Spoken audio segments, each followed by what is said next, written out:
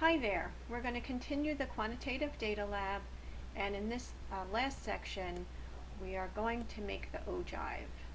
Now the ogive is a cumulative frequency percent polygon, and so we need to go back to the frequency table to get something called the cumulative frequency percent.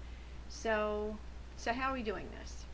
All right, well, to start this process, we'll look at the upper bounds, and we'll look at the frequencies in those intervals. So here I'm going to make a space for upper bounds again. Only this time, well, the first upper bound is 13, just like before. So for 13, we happen to already know the frequency. But we don't want the frequency per se, we want the cumulative frequency. Cumulative frequency. So that's this one. Okay, so what's the cumulative frequency? Well, for 3, it's just 3. I mean, it's whatever's in this class. So it's equal to this value. So this is going to be just equal to, whoops, that's not equal to whatever's there, which happens to be 3. Okay, now, so the next upper bound is 16, right? So that's the next upper bound, and the cumulative frequency is all of the values, the number of values that are below this number, below 16. So we have 8 data values in the second class and 3 values in the first class. So there's going to be 11, that's sum, 11 values that are actually less than 16. So this value is going to be equal to whatever was previous plus the new one, which is 8. Okay? And then the next upper bound, well, I can just copy these really. So I'll copy these and I'll paste them here. And then I will continue that process. What's going to be here is going to be equal to what was previous plus the new value. The new value is here. Okay, and we can continue that. That pattern, and Excel's very good at doing that, until you get to 44, which was the maximum frequency. So this is the cumulative frequency for each of called the cumulative frequency display, or cumulative frequency table. It's the upper bound and then the number of data values smaller than each of these upper bounds. Now I want to make a chart that doesn't use cumulative frequency, but rather uses cumulative frequency percent. That's a little more useful because then you can get percentiles from that chart. So this will be cumulative frequency percent. Okay, so the cumulative frequency percent is going to be, so how do we find that?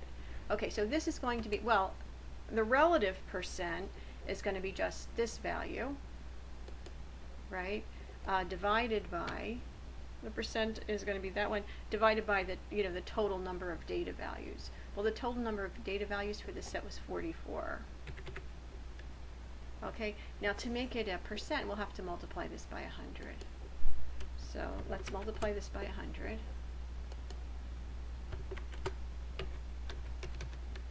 And there's almost 7% in this first class. Now, so how did I do this? I did that by P6. Yeah, so I can just repeat that, iterate that for all the other ones as well. So if I just select this and scroll down, then there's 25% of the data is less than 16, and about 41% of the data is less than 19. about 66% of the data is less than 22, and so on. So that's what it is. So now to make a, well actually, I'm looking at this and I'm thinking, gee, there's certainly a lot of decimal digits there. Can I format the cells so that you know, I have fewer decimal places? So, you know, 2 decimal places or even no decimal places, I can just round so that there's, you know, their whole nearest whole number. I think I might like that display a little bit better for this. So there's the cumulative frequency percent. Now, so how do I make the ogive? The ogive is, the ogive, we need the upper bound and the cumulative frequency percent. So I'll make 2 new, I'm going to copy these and make 2 new columns, because it's easiest to make the chart with the ordered pairs you know, just right next to each other on the sheet. So that's what I'm going to do. The ordered pairs are now, whoops, I want to, well, that kind of got messed up, didn't it? So what's that about? Well, here, when I copy this, nope, that's not what I want.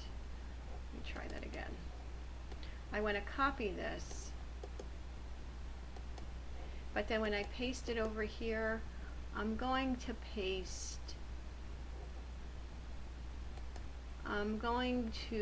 the values. Okay, so there they are.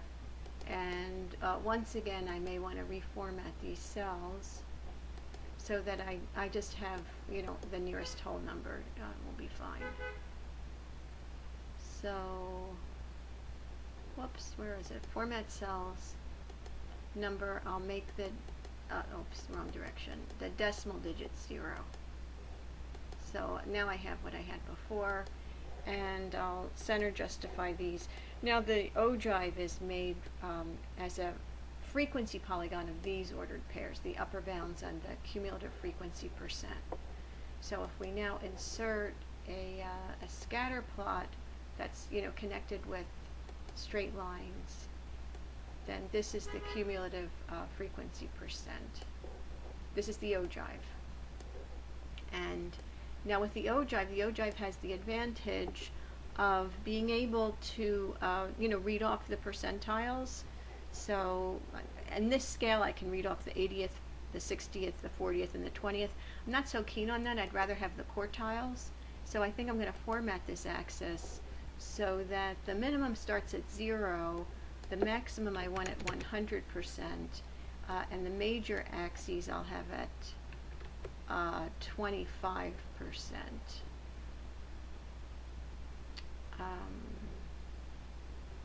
So let's see, is that going to be okay? And I don't want this at all. Okay, so am I happy now? I think I'm happy now. So the 25th percentile for this, for example, in this data set was a little more than 15 deaths per 100,000 due to lung cancers, maybe like 16 deaths due to per 100,000 for lung cancer in 1960. The 50th percentile is here. The median is here. There's 20 deaths per 100,000 due to lung cancer in 1960. The 75th percentile, the third quartile, is here. Okay. The ordered pairs, the points are the you know, the data points here. So this is the cumulative frequency percent. Like before, I do need to put in some data labels. So from the design and in the layout, I'm going to, well, I got a legend in this choice, but I'll get rid of it. This axis, the x-axis title is the same as before. It's still the number of deaths per 100,000. This is by state, actually. Again, in the copy, it's way too big, so I'm going to change the size so that it's not huge. Now this is I'm gonna play with this a little bit.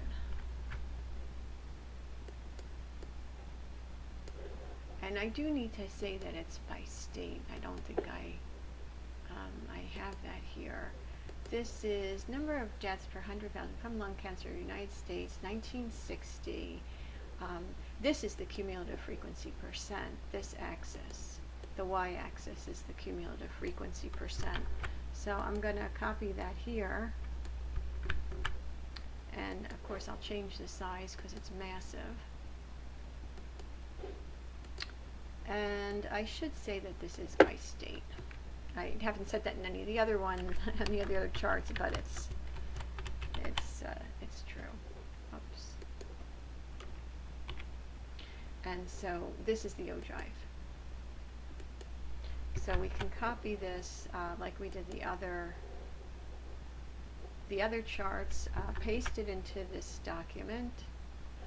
It's already center justified, and then as before we can include the frequency table with that. Well, in this case we could just include the ordered pairs. The ordered pairs are here.